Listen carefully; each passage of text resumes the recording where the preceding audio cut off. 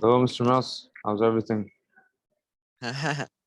Yeah, it's good. It's good. It's a beautiful sunny day here in Lovely. Forest Lovely. Dean, Gloucestershire, England. Oh, so why this place? Why this place? I chose to come back here because this is actually the very place where I first started beekeeping Thank you. in 2005. Mm, Um, yeah, this is where I lived, and this is where a lot of the genetics of my bee stock actually come from as well. mm. So it's a special landscape to me. So we'll have to come back to this topic, but first let us talk about your innovation. What is your innovation? What is my innovation? Yeah. That's a really good question. And talking sort of in the context of how businesses innovate, it's actually almost my innovation is to uh, to sort of turn back, have a look back at what we've been doing over the last few hundred years in agriculture, and beekeeping being part of that, Mm, and actually recognize the kind of the arrogance that we as collectively as humans have when it comes to nature generally, mm, um, and beekeeping specifically. Um, there seems to be a mindset amongst the sort of in the beekeeping industry that bees can't survive without us. mm, Bees had already existed back when dinosaurs were still ruling the planet in much the same form as they do now. There's quite a lot of catastrophic events that have happened in the world since to the planet since then, that bees have clearly handled those situations. And so for me, it's very much about listening to the bees. What is it that the bees have got to offer us? What is it that bees can teach us? What is it that how rather than how can sort of um, how can I make the bees work for me? It's more, mm, how can I support the bees to do that which they're uniquely brilliant at? mm. So Um, so so it's very much about listening to the bees rather than imposing my thing on the bees. so you're more of working with the bees, and the bees are working with you to as to offer as was forever in nature and how it was Yes, always been in the world. yeah. So I think our common agricultural model is, how can we tame nature and make nature work for us? Mm, Uh, Whereas for me, it's kind of the opposite way around. Nature's fine. It's us that are in trouble. mm, And how can how can so it's more like, if I serve nature well, Mother Nature's generous. She wants to give to mm, us. Uh, if I serve her well, there will be abundant rewards for me. Rather than me making nature work for me, it's me supporting nature and being open to her generosity. mm. So how exactly do you cultivate the honey, or how exactly do you perform this process? Like, Um, and in terms of honey production itself, sort of the harvesting of the honey or anything like that, um, I can't say that I've brought any great innovation in any way.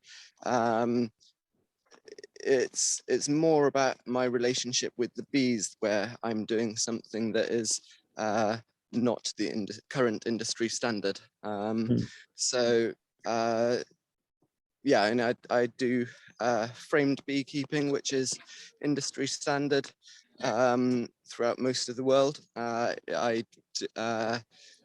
keep them in boxes, and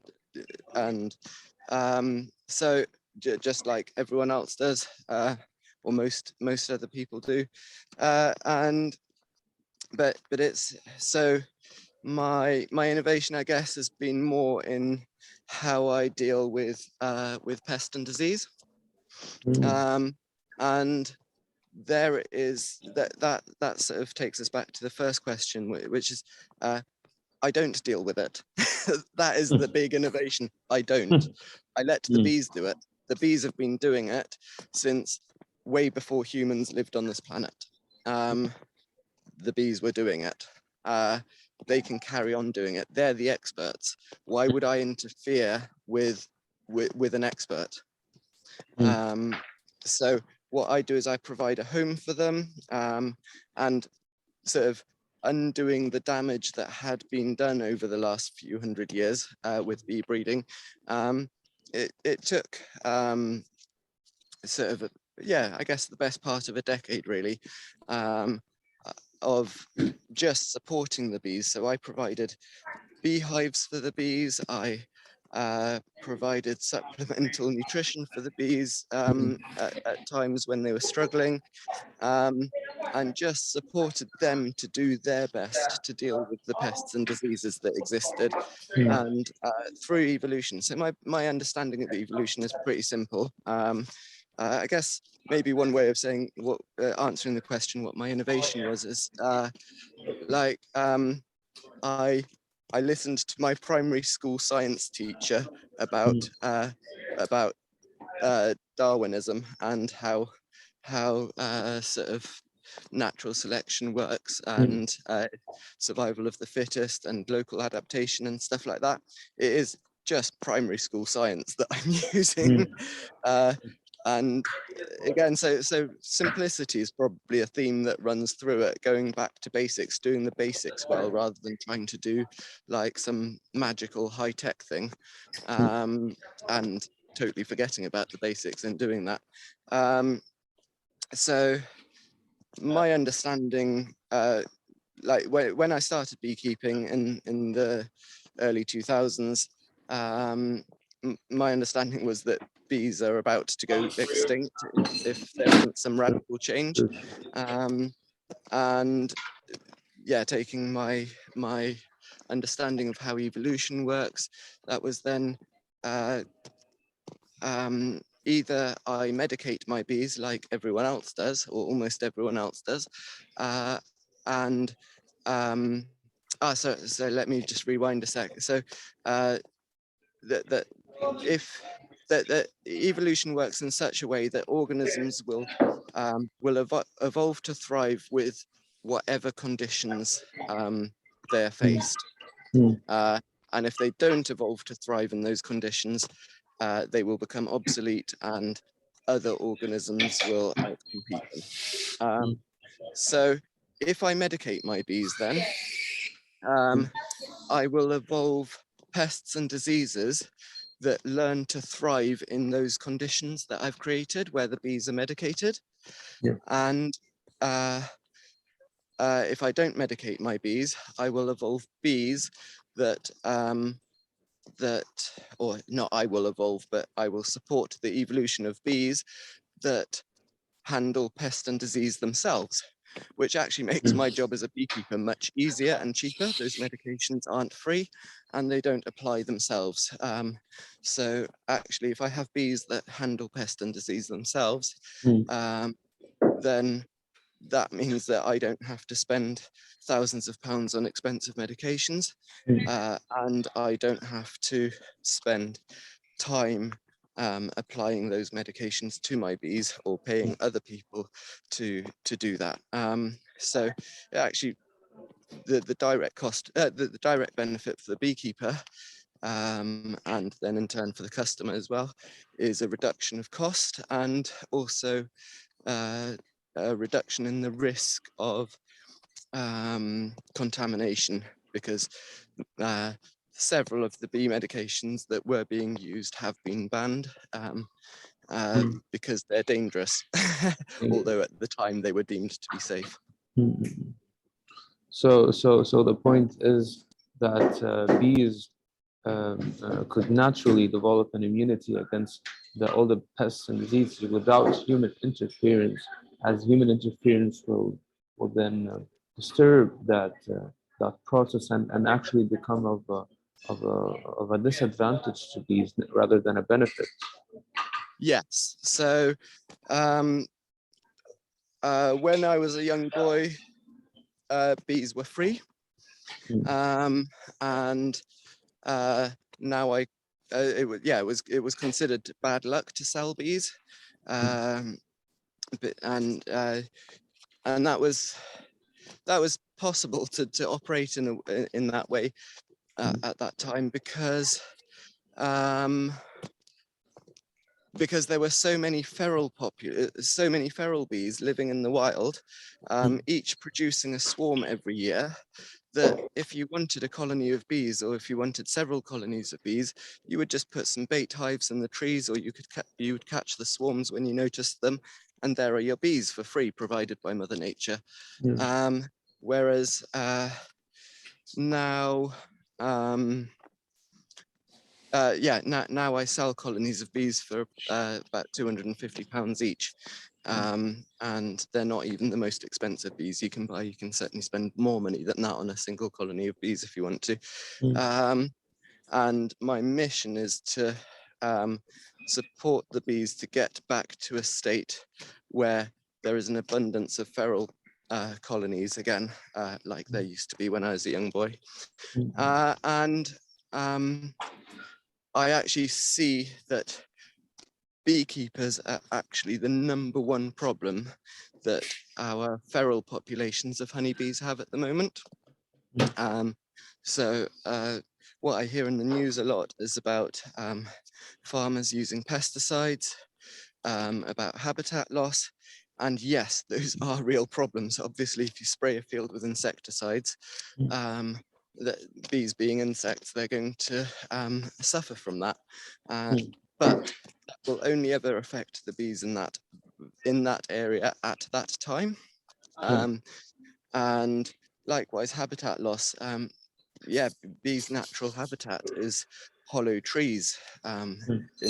In this part of the world, at least, is for them to live in hollow trees, and we've removed most of the trees that were in Britain at the end of the last ice age. There's about 85% of Britain is covered in trees, and now it's down to, I think it's somewhere in the region of 15%, although there are targets to bring that closer to 20%, I think.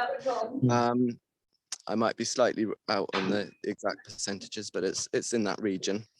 And furthermore, the trees that we do have are mainly forestry trees. We don't want old hollow trees because they're not of economic value. And then there's trees in urban areas and parklands where hollow trees are seen as unstable, so they're removed as well. So there is those things, the pesticides and the habitat loss, they are real issues, but bees are really adaptable, and they can also find different habitat. I've seen photographs of beehives that moved into post boxes, post boxes, and certainly they live in cavities and walls and all sorts of places like that. So they are real issues. But with the beekeeping, with the use of medication, what happens is beekeepers don't waste their money on medications that the bees don't need, is one way of looking at it. So if the bees need those medications, so the natural way for the bees to, if the bees need those medications, they're dependent on those bees, on those medications. And the natural way for them to reproduce is that the colony splits in half of them move into a hollow tree or other suitable cavity, then they're no longer getting the medication they've grown to depend on, so then they'll die. What's worse than that is that feral populations of bees, obviously they're not being medicated, they'll evolve immunity to those pests and diseases, but then um, because of the way bees mate on the wing with drones from a 10-mile radius, there's a really good chance when those feral queens go out on mating flights, they get mated by drones from medicated colonies, which then reintroduces that vulnerability back into them. So then they die, or their colonies will then die. And whereas when I lose a colony of bees, because I don't medicate my bees aren't dependent on that medication. When I lose a colony of bees, they're just happy that I'm not taking their honey anymore. They're free. And furthermore, because they will carry on living, they will then be producing swarms that I can catch again. So they will be providing me with new colonies of bees, just like it used to be. So this is so this can provide bees also for like later generations, and instead of just cultivating bees for the use of this generation for this time. Exactly that. Exactly. So yeah. So the I believe that if all beekeepers stopped medicating their bees, that within about 5 to 10 years, there'd be a full recovery of the feral bee population.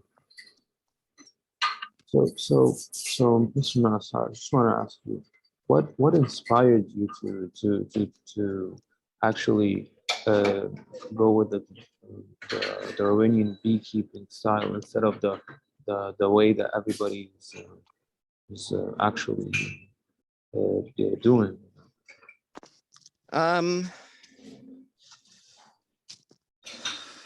That's a difficult question in a way. I mean, I can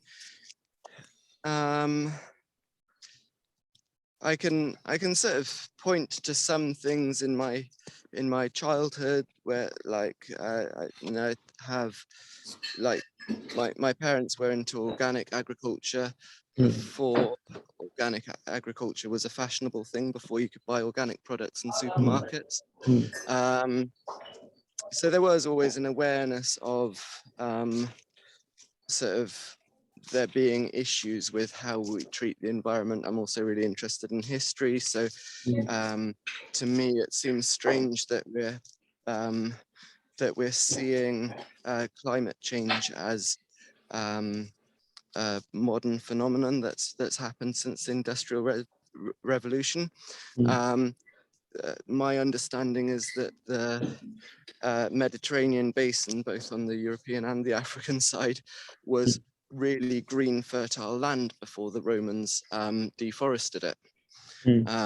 And now it's sort of semi-arid desert, a lot of it.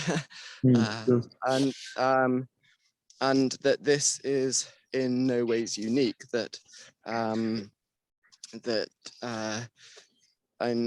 where agriculture first started, certainly modern agriculture, where that first started, was in the Middle East. And there are cities in the Middle East where that are built in the middle of the desert.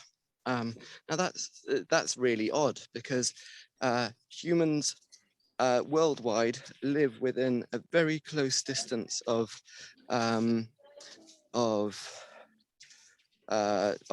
coast or of large rivers.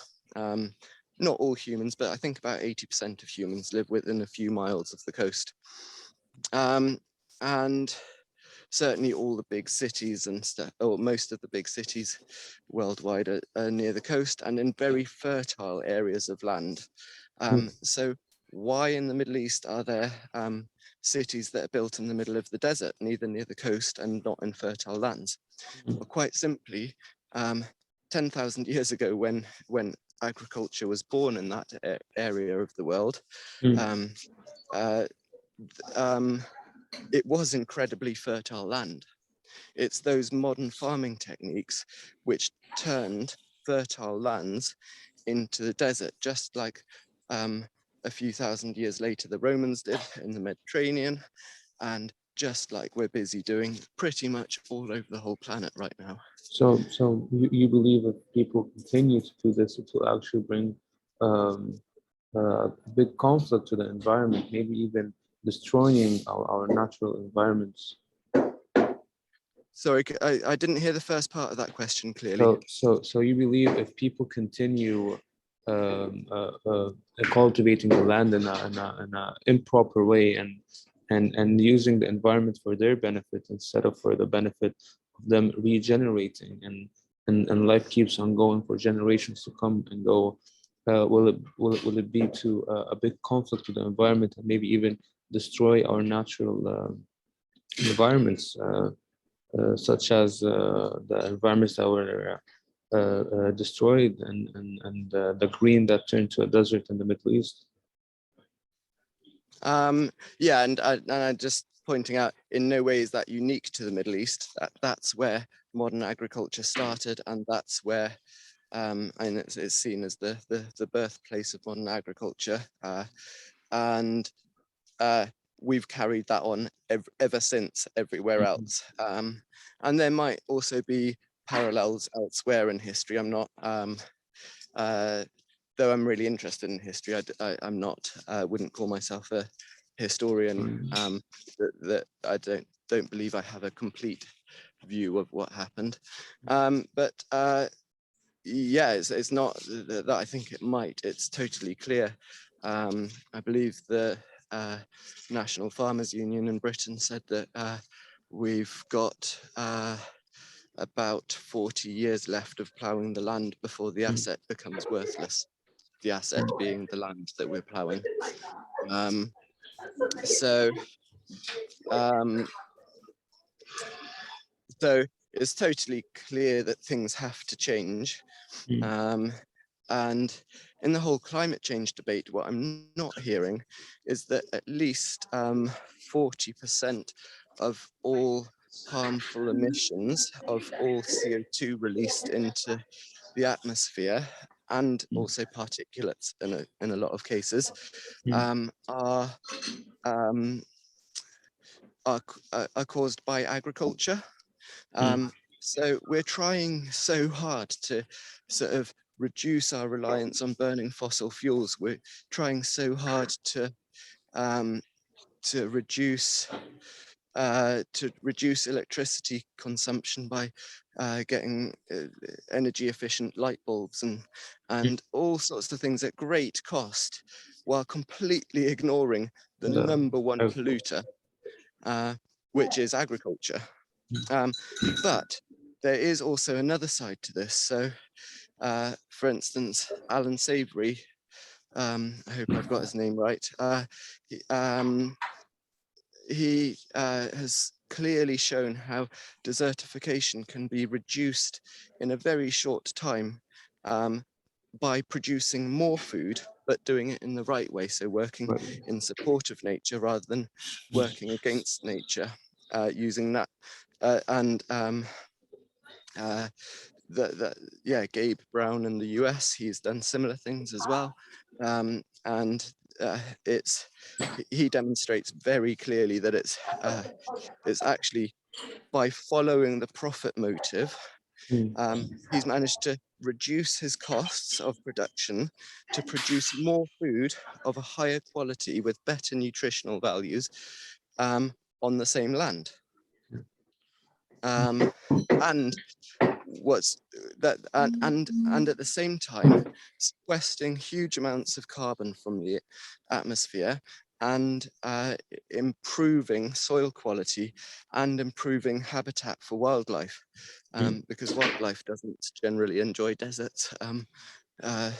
They want food, and there's good aerial photography there of all the wild deer in the area moving onto his land when things get really tough in the winter, from the neighbor's land and stuff like that. So in a way, your question came from what I'd call the old paradigm, where we see sort of the old paradigm of nature conservation, where we see, like, do we do something that's going to benefit humans, or do we do something that's going to benefit the natural environment? And it's that or which one are we going to? It's like we have to compromise. Always in the middle. And my my view is that compromise is rubbish. If we both feel pain, then that's just a really painful deal, isn't it? So and what I'm about, and what I understand sort of regenerative agriculture to be about, is how is to view things as one rather than as a dichotomy.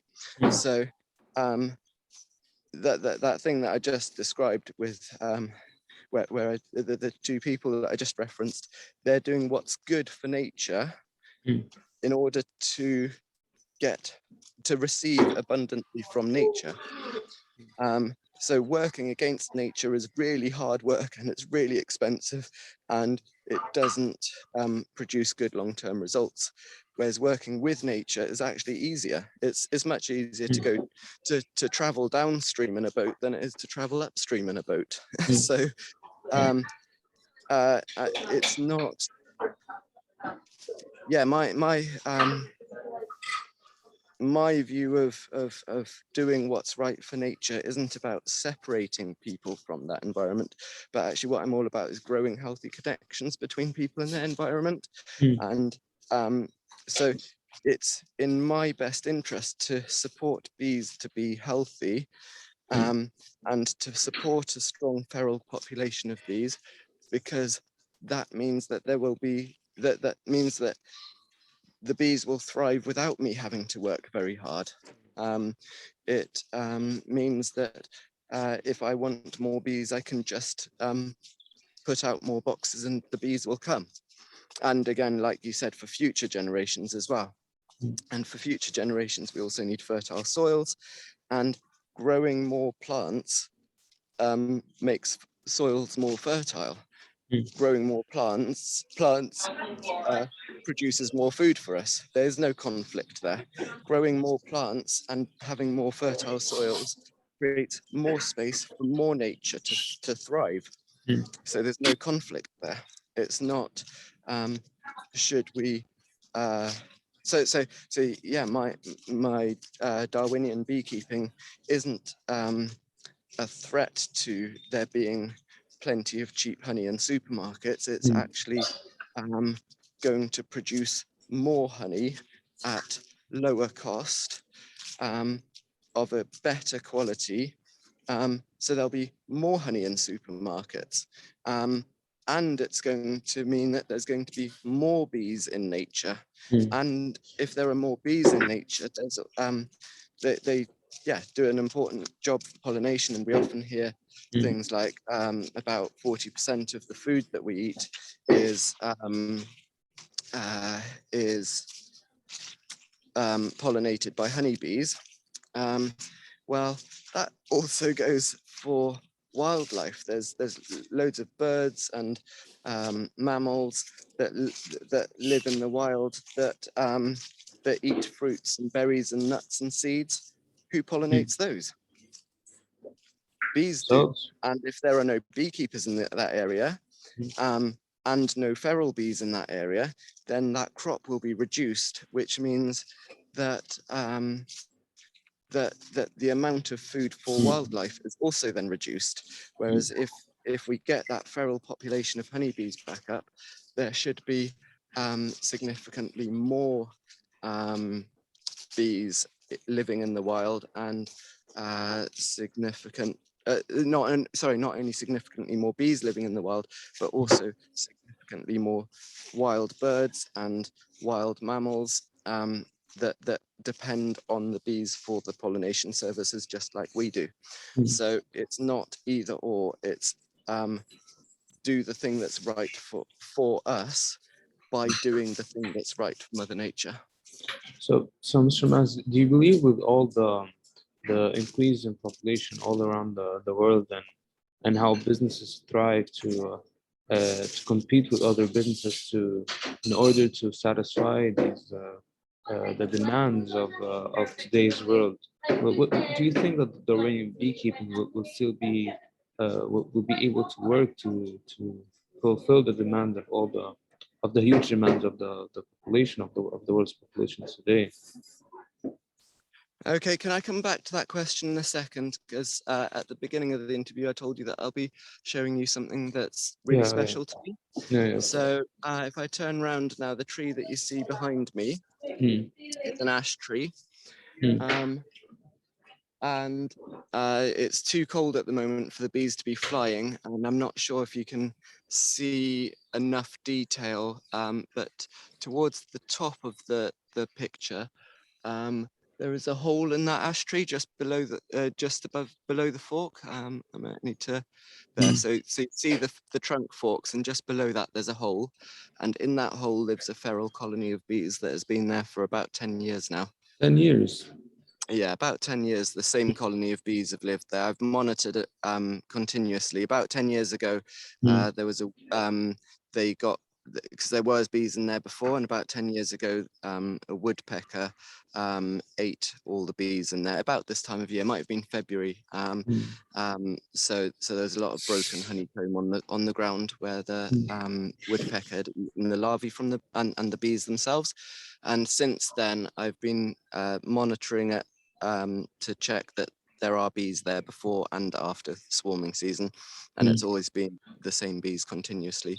And this is probably about, let me guess, maybe about 200 meters from my first apiary that I had. So First ever um, April. yeah. So that's the thing that's the special thing that I was going to show you during this interview. Coming back to your question about increasing populations and being able to feed them. My son is also very much into history, and he really likes the Vikings.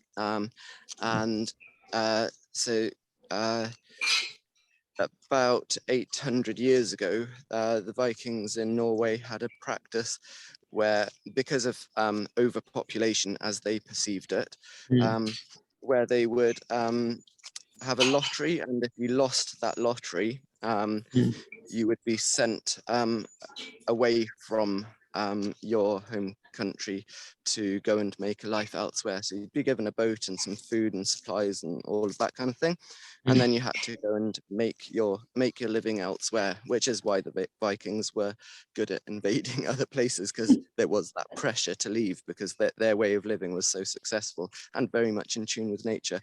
However, the population of Norway is now about 25 times as high as it was 800 years ago, when the Vikings were sending people away because of overpopulation.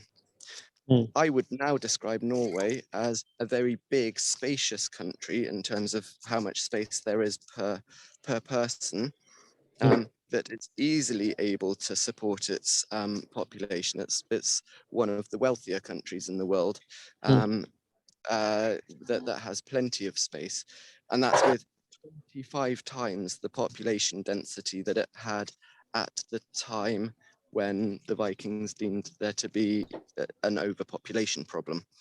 So I believe that very strongly that the Earth's resources are not in short demand at all. This idea that we're running out of space is a really old idea. I certainly know it to go back to the Vikings.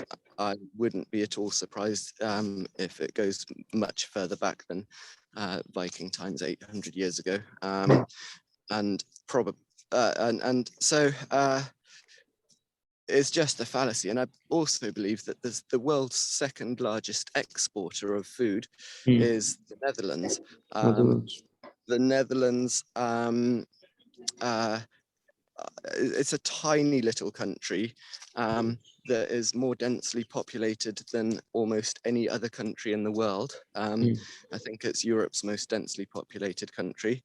And yet they managed to create such a surplus of food in that very small space that that not only do they feed their own population, they are the world's number 2 exporter of food,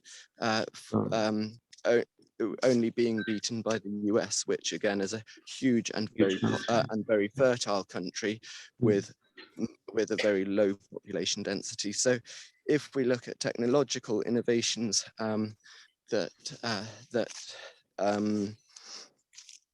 they're using in the Netherlands to do that, I have absolutely no worry at all that and the Netherlands also has very high environmental standards. They're amongst the best in the world when it comes to environmental standards. So I have absolutely no worries at all that this planet is running out of space or resources for food production. And the only shortage we have is a shortage of resourcefulness. So yeah, resources are not running out. Resourcefulness is the only shortage that we've got in terms of feeding and housing massively increased populations. So now we talked about like how this innovation and the innovation and how it could impact how it has a huge impact on I mean sorry how it inspired like the inspiration and all about the innovation. Can now we need to talk about the impact. How do you feel um like this innovation have an impact on the business on your business? So what's the impact there? Yeah, so I'd say there the impact is that I am doing this as a business at all. If so I never wanted to be a beekeeper in any professional sense of the word. I wanted to keep bees. I wanted to be a beekeeper as a hobbyist. But I certainly, in fact, there are pressures from outside of me for probably at least 5 years for me to become a beekeeper professionally. And I was really resistant to it. Whenever I increased my the number of bees I kept beyond maybe, I don't know, 8 colonies, I actually used to get quite stressed out about the demands of looking after these bees. Whereas when it was a smaller number, say 6 colonies of bees, I really enjoyed it. It was my peaceful place that I used to go to. So yeah, I had a great amount of resistance to do it, to losing that peaceful place of my 6 or 8 colonies of bees and turning it into a business where I'd have to then need to perform. I need to make that business pay for me if that's going to be my business. So I would say that if it weren't for me seeing the world's need for the innovations that I bring to the industry, there wouldn't be a business because I'd do something else. It's more that I have to do it rather than that I wanted to do it. That said, I now really enjoy it as a business. So it was a painful birth. It was a painful transition that I really resisted. However, now that I'm doing it, I have found ways of making it work for me in such a way that it works well for me and that it doesn't it doesn't take away from me. I'm not sure how the reception is in the area where I'm going to go now. So if it starts to get a bit shaky, just let me know and I'll turn back, because I think the reception in this area is is better now than it used to be. Of course. But just let me know and I'll head back. Cool. So does that make sense? And did that answer your question properly? yeah, it does. So how about the society? How do you feel like this innovation has an impact? The impact on it on society itself. Well, I guess if we go for the non-beekeeping parts of society first. And honey is an amazing medicinal product. It's mentioned in the Bible. It's mentioned in the Old Testament. It's mentioned in the Quran. It's really important. Beekeeping is one of the oldest professions in the world. So it's really important. And hive products, especially honey, is really well recognized as having huge health benefits to people.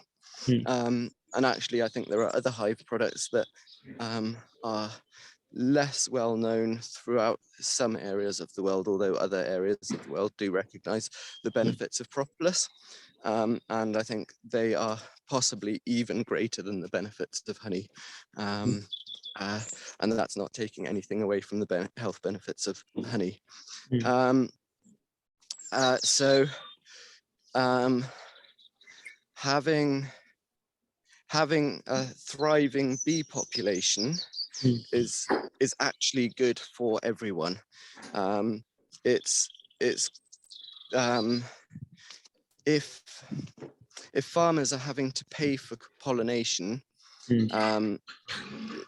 rather than just benefiting from the bees that live, the feral populations of bees that live on their farm, that adds cost of production to their product, which they then need to pass that cost on to their customers, which that means increased food prices.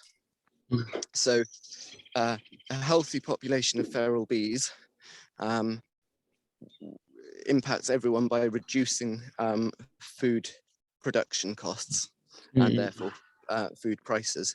And there are also studies that show that so there are crops, for instance, like oilseed rape or canola, where you can grow those crops without bees. You do get good wind pollination on those crops. However, with bees, crop yield goes up quite significantly, I think about 0.5 ton per hectare. But further than that, more than that, it's also that the seed quality improves. So both the nutritional profile of the seeds and therefore the oils that are harvested that are squeezed out of those seeds, and also germination rates and all sorts of ways, measures of measuring the quality. So quality and quantity improves with the bees there. And then there's loads of plants that just need pollination by pollinating insects. Otherwise it's not going to happen, or it's going to happen by hand. And I have watched footage of peach trees in China being pollinated by hand. Obviously, getting wild bees to do it for free is much cheaper than paying people to climb around the trees, actually hand pollinating every single flower. That's going to have an insane impact on food prices if that's the route that we're going to go down.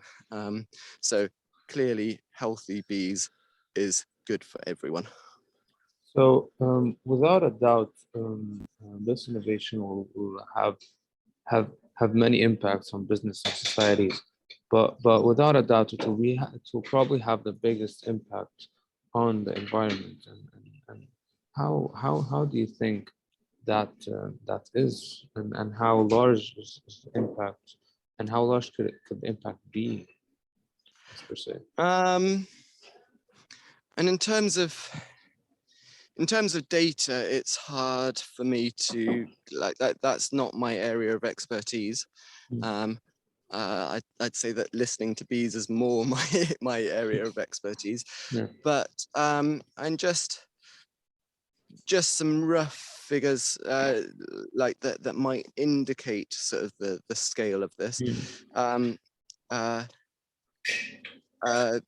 Beekeeping is a multi-billion-dollar industry.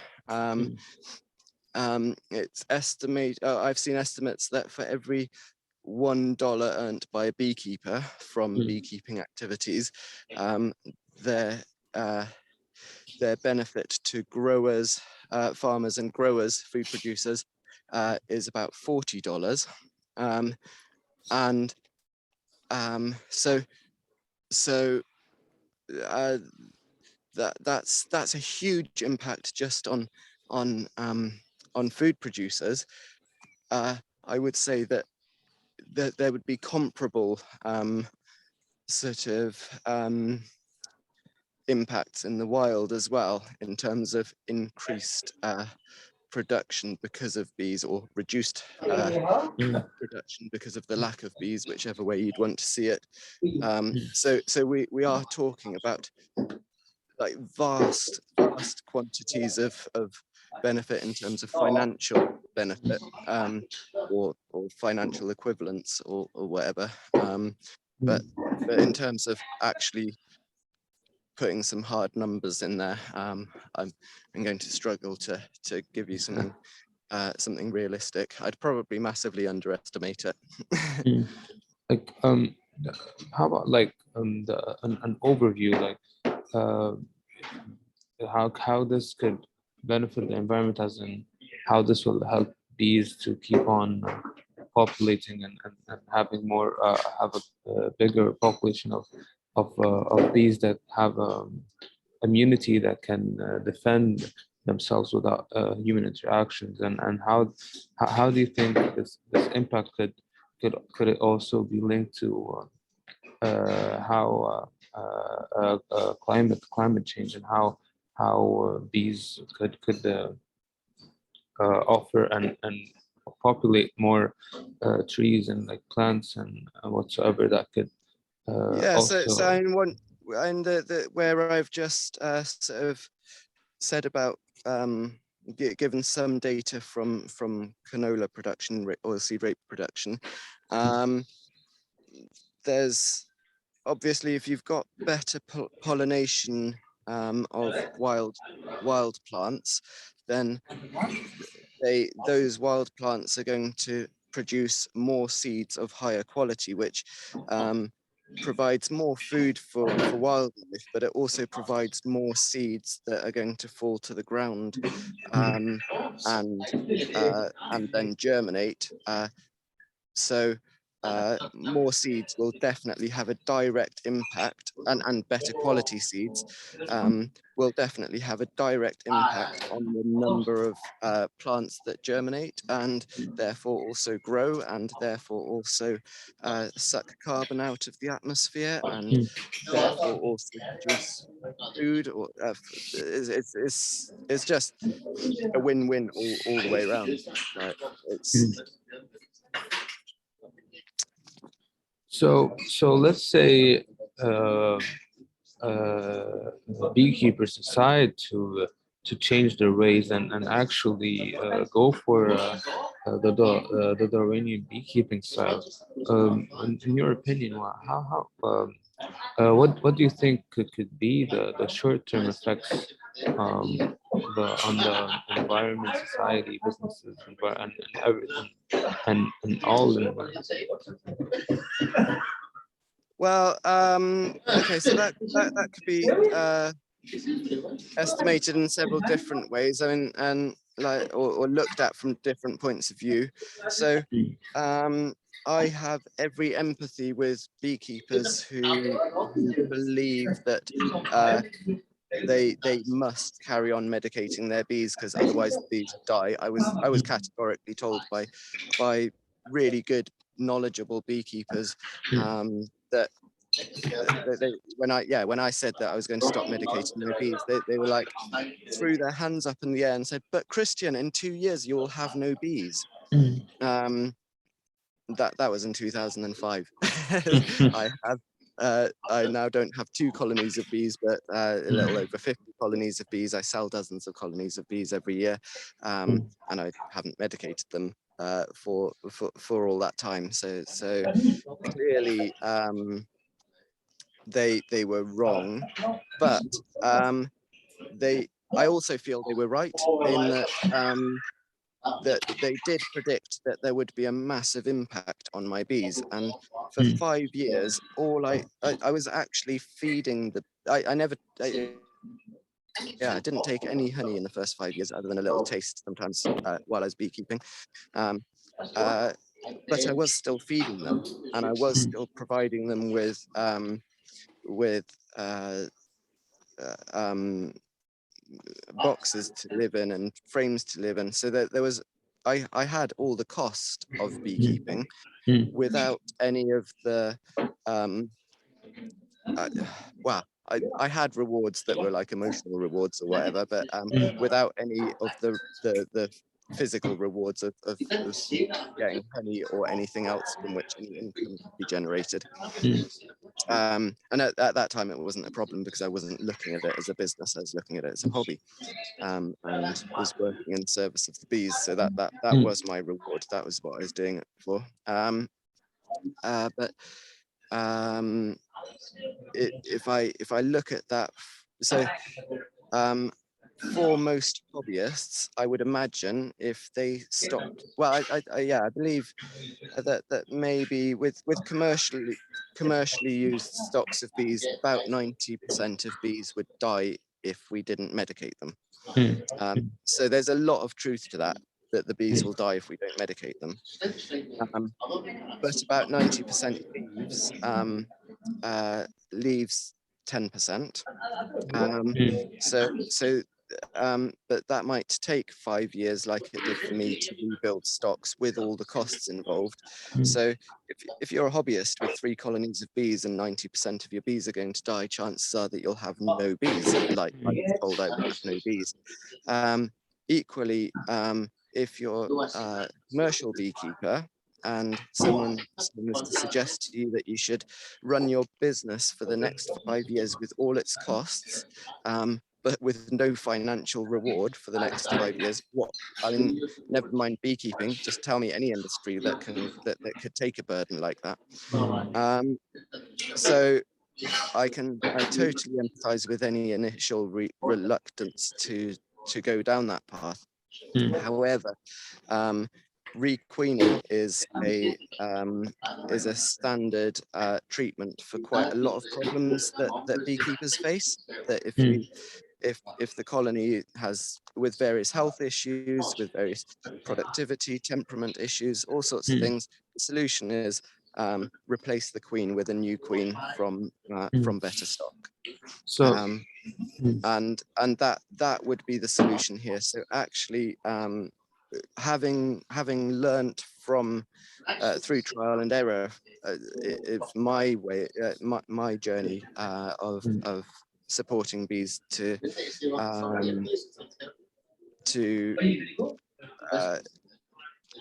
evolve natural immunity. I now understand ways of for beekeepers to do that without any increased cost at any stage. Because buying new queens is a thing that beekeepers do as a standard. So they can just buy different new bees and stop medicating. And I'd also suggest that certain colonies are still medicated for a year or two, but that any colony that is medicated, that then requeening is done as soon as possible after that has been applied. There are certain times of years where you can't requeen as easily as others because you've got to be able to produce the queens, and in many areas of the world, queen production only happens for maybe 3 months of the year. So you believe that there's more of a long-term effect rather than a short-term effect? So I believe that well, it depends how you quantify long-term and short-term. So I believe that if beekeepers in an area stop medicating their bees, that within about 5 to 10 years there'll be a full recovery of the feral bee population. I think in terms of a massive climate impact like that, or wildlife impact like that, 10 years is a very short time. So I'd count that as a short-term impact. In terms of business cycles, 10 years is quite a long time. So that might, you might see that as a long-term impact then.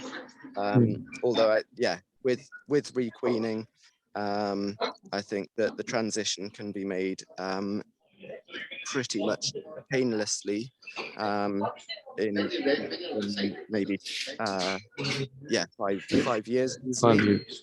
possibly significantly less than that. Mhm. Um, uh, is there any like concrete evidence that suggests that this impact could occur or have occurred, uh, like other than the personal experience? Okay, so yeah, there is my own personal experience. Then there is also the experience of customers of mine. So I'm still in touch with a lot of people that I have sold colonies of bees to, and they are replicating my successes. Although they aren't commercial beekeepers, but yeah, if you can do it on a small scale, if if if 5 or 10 colonies of bees are going to be healthy when an amateur is looking after them, then clearly a professional can also keep larger numbers of bees healthy. There is data from Tom Seeley, who collected data before and after varroa mite came to the US, and in so basically the Arnott Forest, which is a remote bit of forest owned by Cornell University. The numbers of bees are of feral bees are very similar now to what they were before varroa mite came to America. So there's some really good hard science, and then there are parts of the world where that are so, I put in quotes, technologically backward, that they just haven't even started medicating their bees, and their bees and so in some of those areas, beekeeping is a really important industry, and they're not medicating their bees. I'm medicated. They're yeah, exactly, that and yeah, they're not medicating their bees because they can't afford to, almost like I guess uh was for Gabe Brown, the reason for doing regenerative agriculture was that he couldn't afford the chemicals that modern agriculture was doing, and there are areas in the world where beekeeping is in that same sort of position that Gabe Brown was in when he took on his father-in-law's farm, and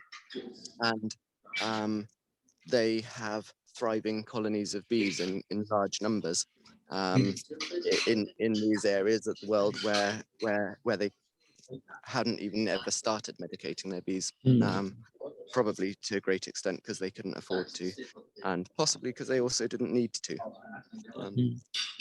So And what are I would love I would love to visit them and actually see for myself more detail than just watching a few YouTube videos on it. so what are examples of these countries? Like, are you able to name any of these countries? Uh, yeah, in the Yemen, for instance, Yemen? my understanding is that that a lot of Yemeni bees are actually specific subspecies of honeybee that is also being exported. I think I may be wrong, but I think Kuwait might be importing Yemeni bees because they have some really good qualities, and my belief is that it's still standard practice for many Yemeni beekeepers not to medicate their bees. So I recall you mentioned varroa mites. So what exactly Varroa mites. varroa Yeah, mites? varroa mites. Yeah. Varroa mites. So what exactly is varroa mites? Or Varroa mite is a parasitic mite that if you were to scale it to so it's a parasitic mite that lives on honeybees and on honeybee larvae when they're well pupa, and they suck I was going to say the blood of bees. It's technically not blood, but a similar substance that has the same function.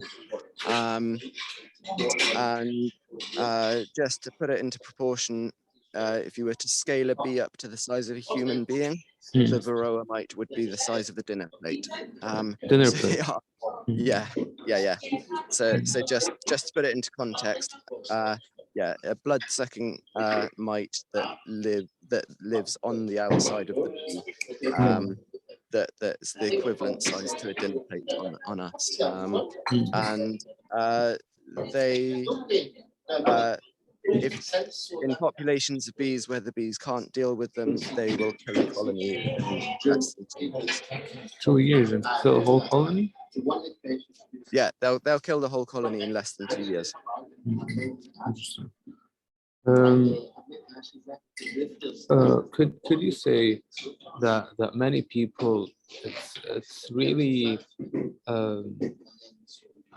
finding a meaning and actually acting on this meaning it's very hard for many people because it's said that they don't have enough motivation. So what like I also checked your wonderful website and some of your Facebook posts and I've seen that you're very motivated and that you do above and beyond and defend and spreading the case of this cause and it's not only for the business is not only for profit per se. I see that you're doing more and trying to spread awareness. So what exactly is it that makes you motivated to for this cause or this conflict per se? Yeah. So certainly, my business is not profit motivated, and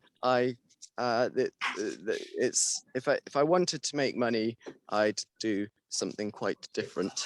I'd have made a lot more money over the last 10 years as a landscaper than I would as a beekeeper. For me, it is very much mission driven, what I do, and but yeah, I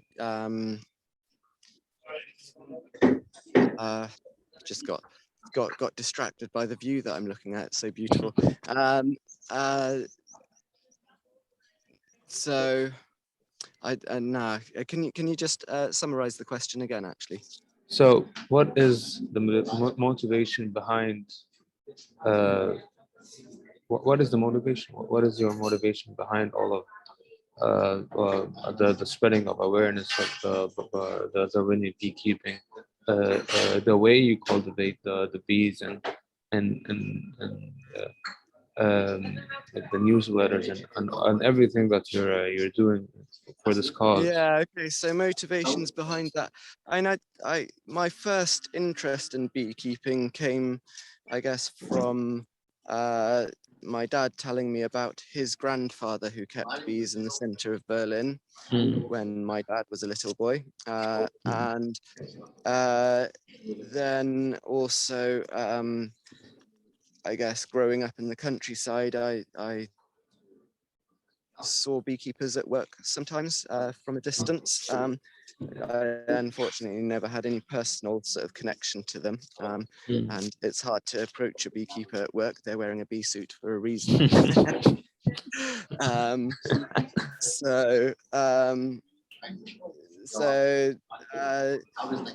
But I just felt that there's like an energetic thing about beekeepers that was, to me, it felt magical. and I would also say that yeah, sort of I guess for me, the time I spend with my bees is a magical time. It's the first time that I managed to really relate to people when they describe their experience of meditation. It never really made sense to me until I started, or until a few years after I started beekeeping. I suddenly realized, oh, what they're talking about is like what happens when I open a beehive. So, so yeah, Feel of and peace yeah, and then just yeah, my love of nature, my love of humanity, I'm wonderful. when I find something good, I want to share it. That I guess yeah, one description I recently heard or definition of love is like taking positive ownership, including it in me. So anything that's good for what I love is good for me. And yeah, I just said about my love of nature, my love of humanity. So I wanted to share it because what's good for them is good for me. It makes me richer. If my neighbor's doing well, I feel richer. Plus, they're more likely to spend their money with me if you look at it just as an economic thing, actually. Poor people can't buy my product. Wealthy people can. I want everyone to be wealthy. and that's just on an equal, and I certainly didn't mean what I just said, limited to an economic way of looking at it. Yeah. I mean, was wonderful speaking with you, Mr. Master. Do you feel like there's anything you want to add, or is there anything that I missed, or anything that should be added before we come to a conclusion to this interview?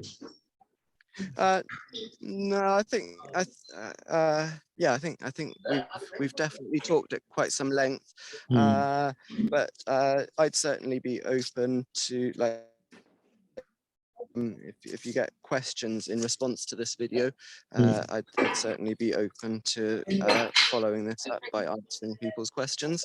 If that was something that you'd be interested in doing. Totally. I'll all your information will be inserted with this video or in the comments, or it will be available for all the viewers.